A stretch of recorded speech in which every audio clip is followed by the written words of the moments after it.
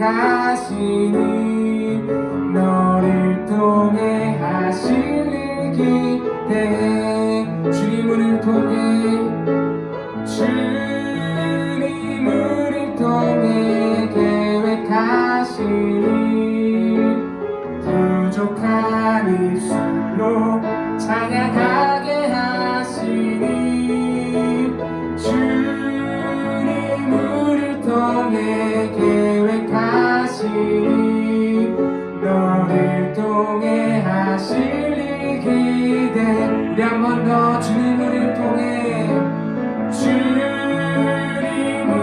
통해 계획하시니 부족한 입술로 찬양하게 하시니 주님을 통해 계획하시니 너를 통해 하실 일 기대해.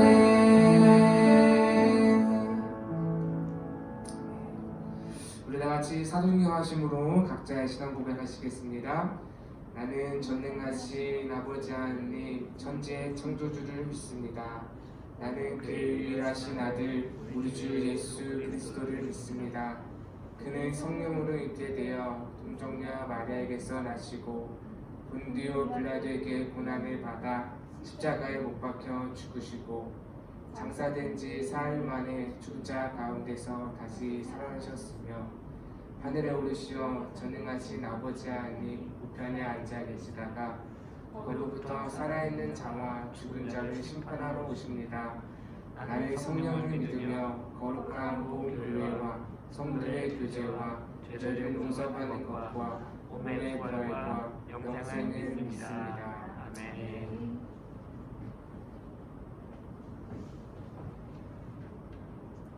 기도드리겠습니다. 참 소망이 되시는 거룩하신 하나님 아버지, 주일을 맞아 예배를 드릴 수 있게 하시니 감사를 드립니다. 예배를 드린다는 것은 우리가 하나님의 자녀로 택함을 받았다는 증거입니다. 죽을 수밖에 없는 죄많은 우리의 영혼을 독생자 예수 그리스도의 보혈로 씻어주시고 구속하여 주시니 그 크신 은혜에 감사를 드립니다. 하나님 아버지, 한 주간 동안 살아가면서 알게 모르게 지은 우리의 죄를 용서하여 주시기를 간구합니다. 피곤하고 바쁘다는 핑계로 말씀을 묵상하지 못했고 기도하지 못했던 나약한 믿음을 용서하여 주시옵소서. 내가 좋아하고 즐기는 것들을 할 때는 시간 가는 줄 모르면서 말씀 읽고 기도하는 시간은 지루하게만 느껴지는 건 아닌지 우리의 영적인 온도를 날마다 민감하게 체크할 수 있도록 일깨워 주시옵소서.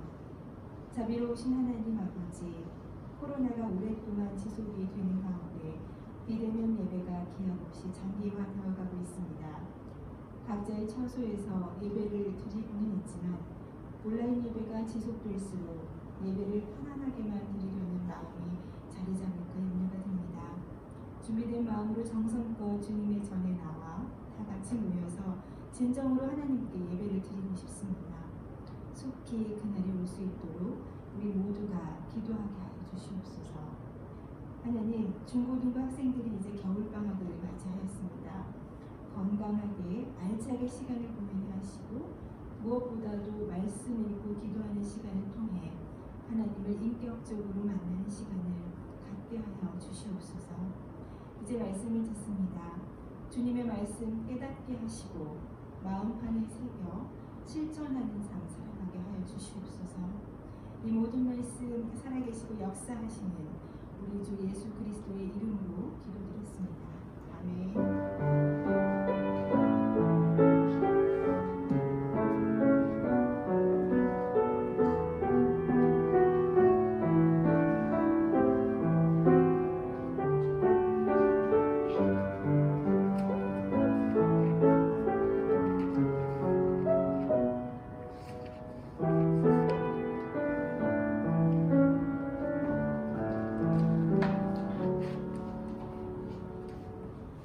한 주간도 잘 지내셨습니까? 예, 정말 코로나 때문에 빨리 이 코로나가 끝나야 여러분들 얼굴을 볼 수 있을 텐데요. 여러분의 얼굴 너무 보고 싶습니다. 요즘 주일날 교회 오면 외로워요, 힘들어요. 여러분들 보고 싶어서 그렇습니다. 그래서요, 여러분들 이번 주까지, 지난주 광고 드렸는데, 이번 주까지 여러분 잘 나온 사진, 얼굴이 잘 나온 사진 한 장씩 꼭 담임 선생님께 보내주셨으면 좋겠어요. 제가 여러분 보고 싶은 것도 있지만, 또 교회 교적부에 올려야 되거든요. 그러니까 여러분 꼭, 마스크 가린 거 안 되고요. 여러분들이 어플 사용해서 예쁘게 찍어서라도 한 장씩 꼭 보내주셨으면 좋겠습니다. 2021년도 나에게 주신 말씀, 언택트 말씀 뽑기 여러분 진행했나요? 담임 선생님들께 받으셨을 텐데 혹시 이 말씀 뽑기 하는 거 못 받은 친구들은 선생님께 꼭 말씀하셔가지고 그 말씀 뽑기를 꼭 할 수 있도록, 그리고 담임 선생님께 인증샷을 보내주세요. 네, 그러면 제가 나중에 예쁘게 다시 만들어서 여러분 각자 모두에게 보내드리도록 하겠습니다. 이렇게 주일날 예배 드리고 나면 원래 반별 모임을 해야 되잖아요. 그런데 반별 모임을 못했던 것 같아요. 그죠? 주중에라도 여러분들 꼭 한 번씩이라도 뭐 줌이든지 아니면 선생님을 만나셔서라든지 꼭 반모임을 한 번씩 진행해 주셨으면 좋겠습니다. 네, 그리고 인증샷을 선생님들께서 찍으셔서 나중에 가지고 계시다가 보내주시면 좋을 것 같아요. 교회 결정에 따라서 대면 예배가 시작되게 되면 여러분 조이풀 팀 친구들은 꼭 빠지지 말고 함께 나와서 예배하는 그런 시간이 있었으면 좋겠습니다. 네, 오늘은 특별히 예배가 녹화로 가게 되죠. 실시간 예배가 좀 어렵게 돼서요. 여러 가지 시스템들이 좀 좋아지면 나아질 텐데 아직까지 교회 환경이 조금 어렵다 보니까 이 실시간 예배가 중간에 안 되기도 해요. 여러분 이해해 주시고 오늘은 녹화 예배로 드리도록 하겠습니다. 네, 함께 오늘 나눌 말씀은요, 느헤미야 4장 1절부터 23절까지 말씀인데 이 시간 다 읽기가 힘들잖아요. 그래서 제가 1절부터 9절까지만 읽도록 하겠습니다. 나머지 말씀들 여러분이 꼭 읽으셔야 돼요, 집에서. 네, 그러면 1절부터 함께 읽어보도록 하죠.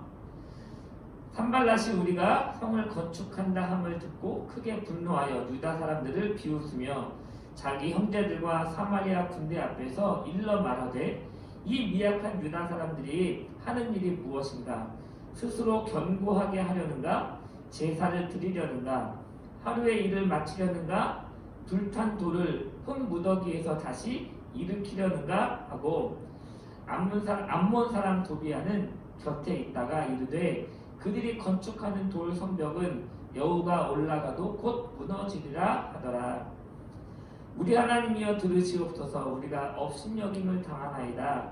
원하건대 그들이 욕하는 것을 자기들의 머리에 돌리사 노략거리가 되어 이방에 사로잡히게 하시고 주 앞에서 그들의 악을 덮어두지 마시며 그들의 죄를 도말하지 마옵소서. 그들이 건축하는 자 앞에서 주를 노하시게 하였음이니이다 하고 이에 우리가 성을 건축하여 전부가 연결되고 높이가 절반에 이르렀으니 이는 백성이 마음 들여 일을 하였음이니라. 산발랏과 도비아와 아라비아 사람들과 암몬 사람들과 아스도 사람들이 예루살렘 성이 중수되어 그 허물어진 틈이 메꾸어져 간다 함을 듣고 심히 분노하여 다 함께 꾀하기를 예루살렘으로 가서 치고 그곳을 요란하게 하자 하기로 우리가 우리 하나님께 기도하며 그들로 말미암아 파수꾼을 두어 주야로 방비하는데. 아멘. 네, 오늘 말씀은요, 위기를 극복하는 하나님의 자녀라는 말씀의 제목으로 함께 말씀을 나누어 보도록 하겠습니다. 사랑하는 여러분, 살다 보면요, 우리가 아무리 하나님을 한다, 하나님을 위해서 일을 한다라고 할지라도, 교회를 위한 일, 뭐 이런 일을 한다 할지라도 어려움도 있고 위기가 있게 마련이죠. 아무리 우리가 안테나를 세우고 헌신하려고 시작했어도 모든 일에는 어려움이나 위기가 반드시 있다라고 하는 거죠. 그럼 그렇게 어려움이 있고 위기가 있다라고 해서 헌신하지 않고 시작조차 하지 말아야 할까요? 중요한 건 뭐냐면 그렇게 다가오는 위기와 어려움들을 어떻게 극복하느냐, 이게 중요한 거죠. 오늘 느헤미야와 이스라엘 백성들이 드디어 성벽 공사를 시작을 했습니다. 느헤미야가 성벽 공사를 하기 위해서 얼마나 많은 일들을 경험했어요. 지난주에 말씀처럼, 그죠? 느헤미야가 왕에게 말하기 위해서 4개월을 기다리기도 하고요. 철저하게 계획하고 나서 이제 얘기한 후에 왕의 허락을 받아서 이제 이곳까지 와서 예루살렘 성벽을 다시 재건하는 공사를 시작한 거죠. 그런데 그렇게 거룩한 열정을 가지고 하나님의 성벽을 건축하려고 했는데도 불구하고 방해 세력이 있었다는 거예요. 누구예요? 바로 산발락과 도비야라는 사람의 방해였습니다. 우리 교회 건축 기도문에 보면 산발락과 도비야처럼 방해하는 사람이 없게 하시고 하잖아요. 거기서 나오는 산발락과 도비야가 바로 이 사람들입니다. 산발락은 당시에 사마리아의 총독이었어요.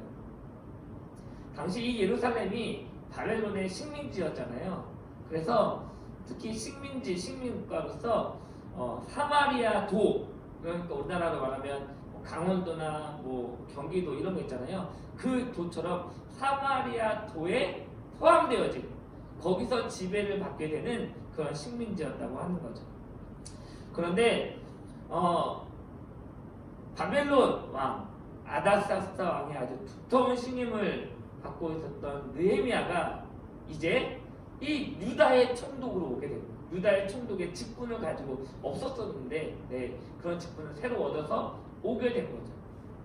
그러니까 여러분, 당시 이 예루살렘을 지배하고 있었던 산발랏, 이 사마리아도의 총독이었던 산발랏이 기가 막히고 그런 거잖아요.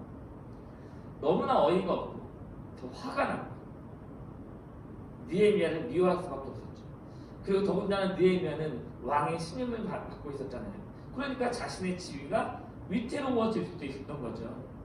그래서 반가워하지 않았습니다. 4장 1절에 보니까 느헤미야가 성벽을 재건하러 온다고 하니까 이 산발랏이 크게 분노했다라고 얘기해요.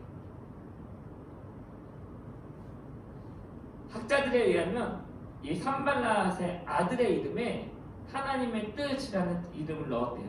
그래서 산발랏도 하나님을 믿는 사람이었을 것이다 라고 예측들을 하거든요. 산발랏도 오늘날로 말하면 교회 다니는 사람이었다는 거예요. 그런데 이 산발랏은 하나님보다는 자신이 가지고 있었던 그런 지위, 권력 이런 것을 더 중요하게 여기고 좋아했었기 때문에 그렇게 예루살렘 성벽을 재건하려고 오는 느헤미야를 조롱하고 죽이려고 했던 것이죠. 또 함께 옆에 있었던 도비야는 암몬 사람이에요. 그런데 이 도비야도 당시 산발랏의 신하였는데 신하 중에서도 꽤 높은 지위에 있었던 신하였었던 것이죠. 도비야의 이름의 뜻을 보면 여호와는 선하시다라는 뜻이에요. 그러니까 어떻게 보면 도비야도 하나님을 믿는 사람, 교회를 다니는 사람이었다고 하는 거죠.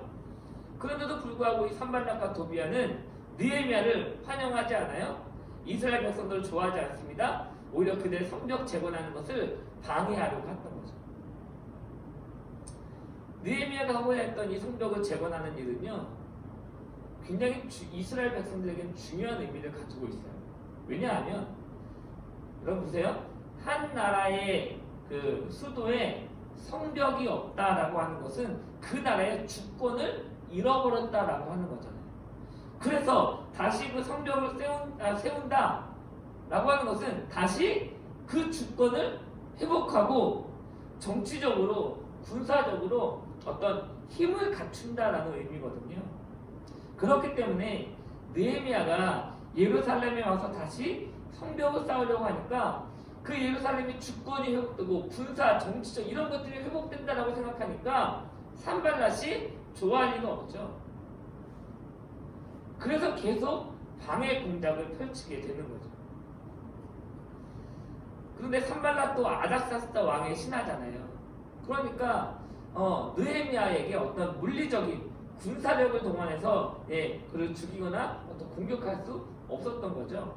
그래서 처음에는 백성들의 그 이스라엘 백성들 성벽을 쌓으려고 노력하는 이스라엘 백성들의 어떤 일이 열등감을 자극하는 말로 그들을 조롱하기 시작합니다.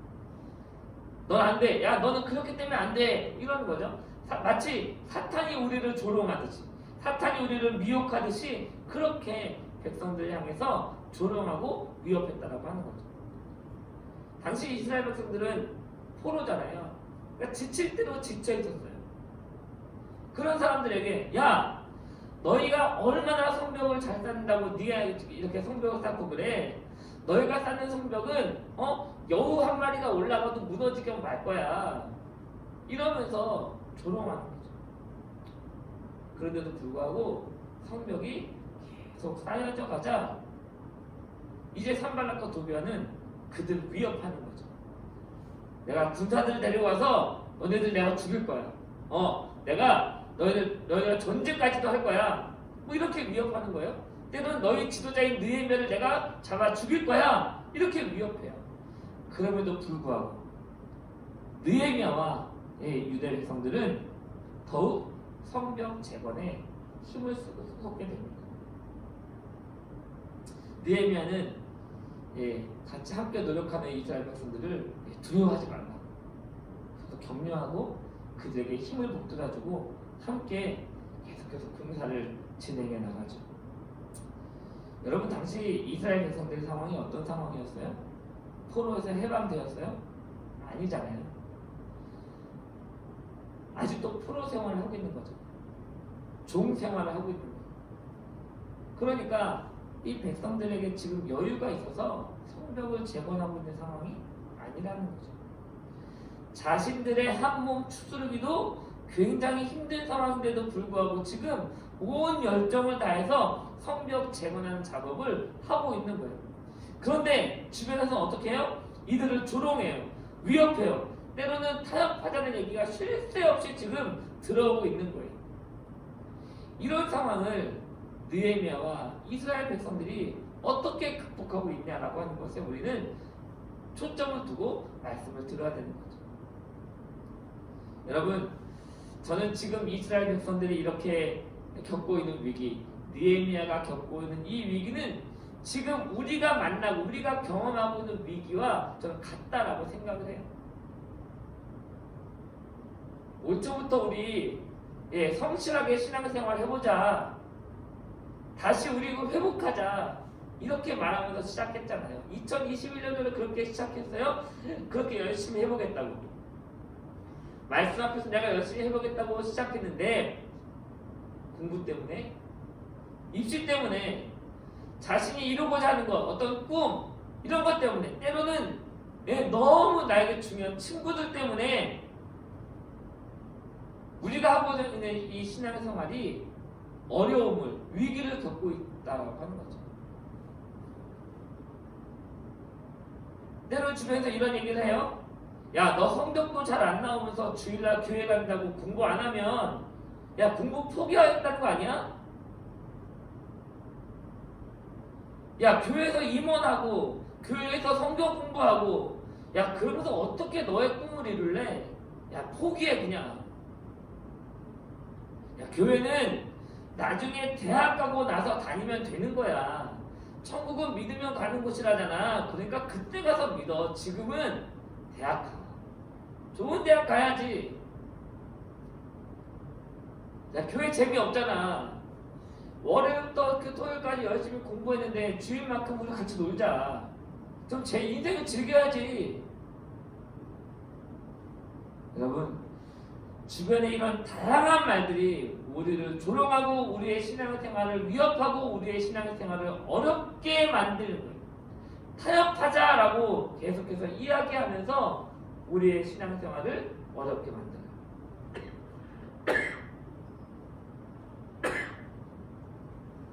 여러분이라면 어떻게 이런 상황에 대처하시겠습니까? 지금까지 여러분들이 이런 점을 이런 얘기를 들을 때 어떻게 해오셨어요? 제가 말씀드리고 싶은 것은 여러분 우리는 천국 가기 위해서 신앙생활 하는 거잖아요.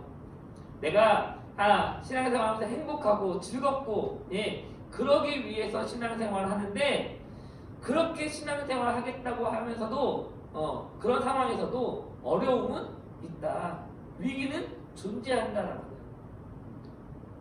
그런데 분명한 것은 그 어려움을 믿음으로 이기지 못하는 사람에게는 어떠한 기쁨이나 행복한 순간도 없다라고 하는 거죠. 그렇다면 우리는 우리에게 찾아오는 이 위기를 어떻게 극복할 수 있을까요? 처음 느헤미야가 산발락과 도비아의 그런 비웃음을 듣고 느헤미야는 굉장히 화가 났어요. 지금 느헤미야는요 왕의 모든 권한을 가지고 유다의 총독으로 내려왔잖아요. 그런데 산발락과 도비아가 조롱해요. 위협해요. 저 같았으면요 니네 그랬어? 왕의 이름으로 어떤 군사력을 동원해서 그들을 멸망시킬 수도 있을 것 같아요. 저라면 그럴 수도 있을 것 같아요. 너무 화가 나니까. 그런데 느헤미야는요 그렇게 화가 났음에도 불구하고 그렇게 분노했음에도 불구하고 감정적으로 행동하지 않았어요. 사랑하는 여러분, 위기가 찾아왔을 때, 어떤 어려움이 찾아왔을 때 감정대로 어떤 행동을 취하는 사람은 미련한 사람이에요. 그런 사람은 그런 위기와 어려움을 더 큰 어려움으로 더 큰 위기로 만들어버리는 사람이죠. 여러분 어떤 어려움이 닥치거나 위기가 찾아왔을 때에 함부로 감정대로 그렇게 행동해서는 안 되는 거예요. 화가 나거든요. 흥분할 수 있어요. 네. 그래도 그때는 참고 기다려야 됩니다. 이럴 때 이런 감정대로 함부로 말하거나 행동하는 사람은 반드시 자기 자신과 또는 다른 사람들에게 아주 지을 수 없는 상처를 주게 됩니다. 사탄이 노리는 게 바로 이런 거예요. 사탄은 우리가 자꾸 흥분해서 감정대로 행동하기를 원해요. 그렇게 흥분해서 하나님을 바라보지 못하고 자기 감정대로 행동하도록 만들어 버린다고 하는 거죠. 여러분 결코 이러한 사단의 유혹에, 사단의 게임에 사단이 원하는 것을 하지 마세요. 그게 넘어가지 마세요. 참고 기다려야 돼요. 느헤미야는 어떻게 했어요? 참고 기다리기만 했어요? 아니요. 그 다음에 그도 기도했어요. 4절과 5절에 보니까 또 9절에 보니까 그렇게 기도해요. 우리 하나님이여 들으시옵소서. 우리가 업신여김을 당하고 있습니다. 하나님께 자신의 억울함, 이런 것을 토로하면서 기도하죠. 느헤미야는 기도를 통해서 자신의 그 특유한 아주 자신의 아주 급한 성격을 조절할 수 있었어요. 아까 느헤미야 분노했다 그랬잖아요. 느헤미야도 불같은 사람이었는데 기도하면서 그 마음을 차분히 가라앉혔다라고 하는 거죠. 그리고 가장 어려운 순간에는요 혼자 기도하지 않았어요. 백성들과 함께 기도하는 거죠. 사랑하는 여러분, 하나님의 자녀들이 그렇게 우리들에게 주어지는 어려움이나 위기 이런 것들을 어떻게 극복해야 될까요? 위기를 극복하는 두 번째 비결은 뭐냐면 바로 기도하는 거예요. 혼자 감당할 수 없는 일들을 앞에 놓고 기도하지 않고 혼자 고민하는 사람처럼 어리석은 사람은 없는 거죠. 기도하는 것이야말로 힘들고 어려움을 당할 때 그리스도인들이 가장 먼저 기억해야 될 하나님의 자녀다운 바로 위기 대처법이라는 거죠. 혼자 기도하는 것이 아니라 때로는 여러 사람과 기도 제목을 나누면서 함께 기도해야 돼요. 그래서 여러분 기도할 일이 있으면 여러분의 선생님께 선생님 저 이것 좀 기도해 주세요. 친구들에게 야 나 이것 좀 위해서 기도해 줄래? 라고 여러분 얘기할 수 있어야 돼요. 목사님 저 이런 기도 제목이 있어요. 같이 좀 기도해 주세요. 여러분, 어려움을 극복하지 못하면 기쁨도 없는 거예요. 영원한 천국, 우리가 가고 싶어하는, 누리고 싶어하는 그 영원한 천국은 이 땅에서 유혹과 어려움을 이기고 믿음으로 승리한 사람들이 차지하게 되는 거예요. 그런 사람들이 천국에 가게 되는 거죠.